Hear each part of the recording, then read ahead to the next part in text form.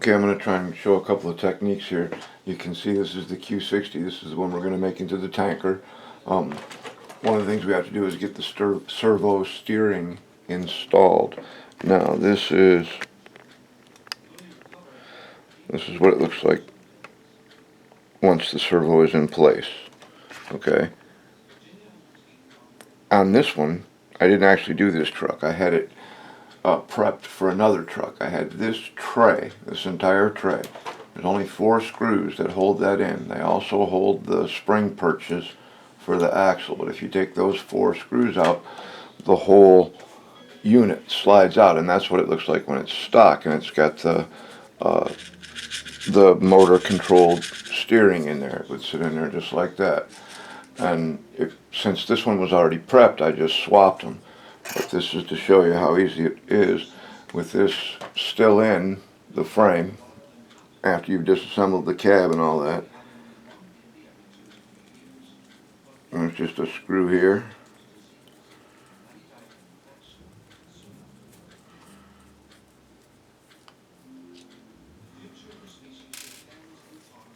And one on the opposite corner, like kitty corner. And you've also got the arms and that spring there that would have been part of the motor control suspension that we're going to lose. So I'm just going to keep holding this in place with my thumb and lose these 2 screws right here as well. We won't be needing those arms. They're kind of useless without the motor control, and getting rid of the motor control is the whole point, right?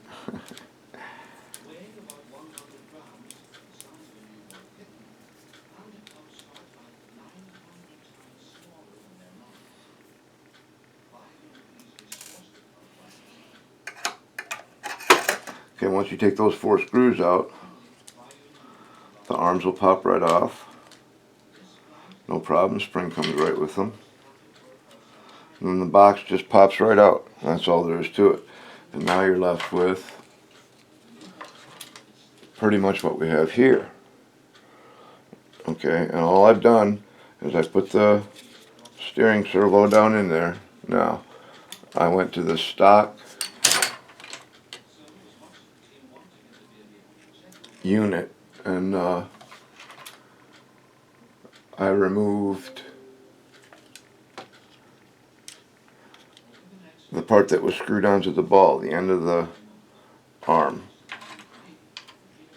Right there where it screws into the, where it would screw into the bracket in the, I want to say idler arm, but it's not the idler arm, but the cross member between that connects the two, like the ball joint assembly. And so I'd cut that off right there, and then take a file. This is what I'm going to use to hold on the end of my servo. This is going to bolt onto the arm of the servo.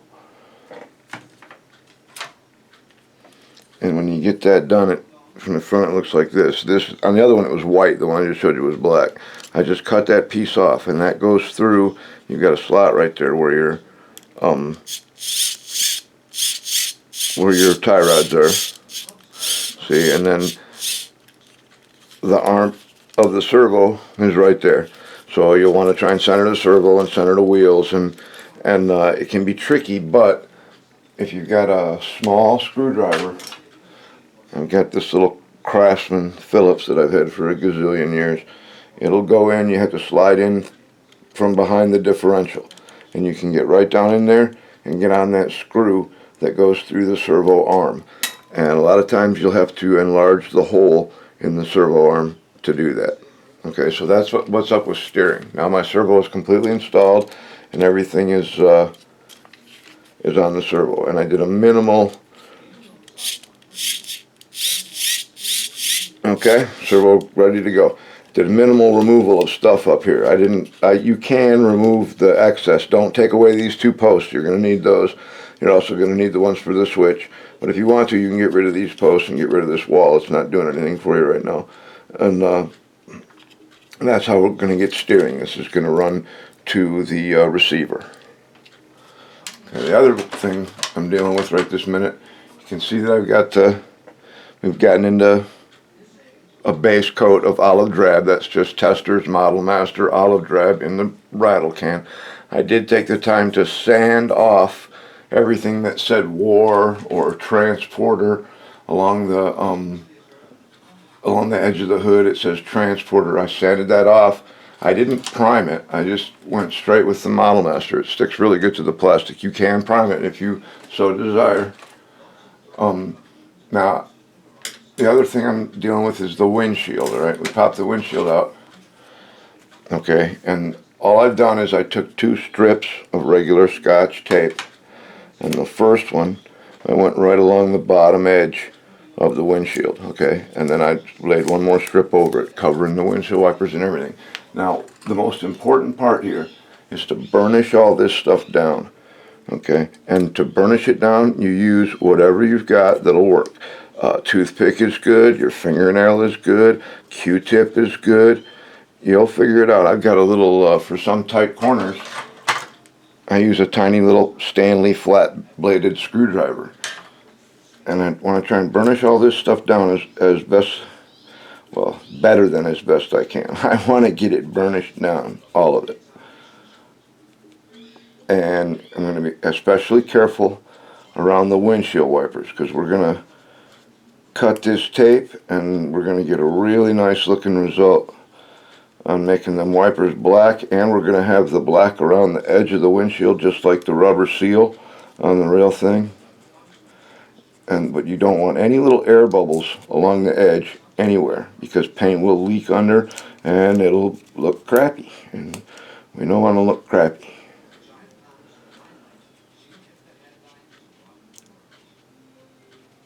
Okay, I don't want this to take forever, so I'm going to rush a little bit. I'll come back and tidy it up later. I always change my blade before I do this. All I'm going to do is I'm going to take my blade and I'm going to run right along the inside line where the glass meets the rubber. I'm just going to slice that with my blade. Come around that corner.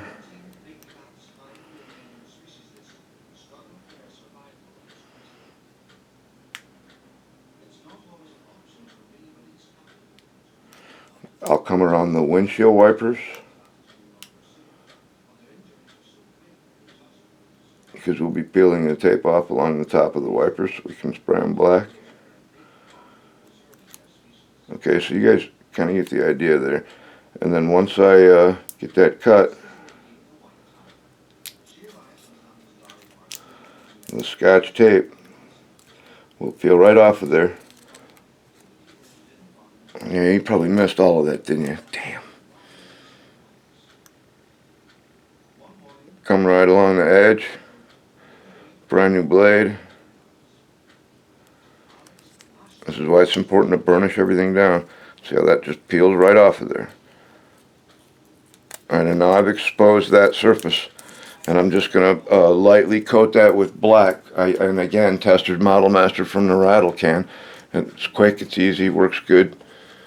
Tape stuck to my finger. But here's something very important. Before you spray, make sure you cover the other side with masking or Scotch tape and burnish it down. Because if you don't, when you spray this side, I guarantee you the overspray will get up under there and it'll put all kinds of spots on your windshield and make it look crappy. And what's our goal? To make it not look crappy. And then there's the headlights, last item. I got to replace these LEDs with 3mm warm white LEDs, because these have got the super blue modern. We don't want that. So one, you can see before and after. One's still got the lens on there, and the other one doesn't. I'm going to remove that LED and replace it with the proper one. But to get that plastic lens off there, I found that if you take a number 10 blade, which is one that looks like that, if you're very careful and ease around the edges, it's got 2 posts under there, one on each side, okay? So take your blade and just kind of ease around there, and whoops, I dropped it. I'll find that afterwards. Anyway, you saw how it just kind of popped out of there. Just real easily, just slide the blade up there and then just kind of twist it a little bit to kind of lift up on the plastic a little bit, and it'll pop right out of there. Now I can pull that LED out and put in the 3mm warm white, and I'll run those together in series, and then they'll be good to go on the straight 5-volt receiver voltage. I can plug my headlights directly into the receiver, put in on-off switch if I want, or whatever. So anyway, now I'm going to go find the crystal piece that I dropped, and I hope that'll help somebody out there. I'll have another progress update as progress is made. Until then, we will see you next time.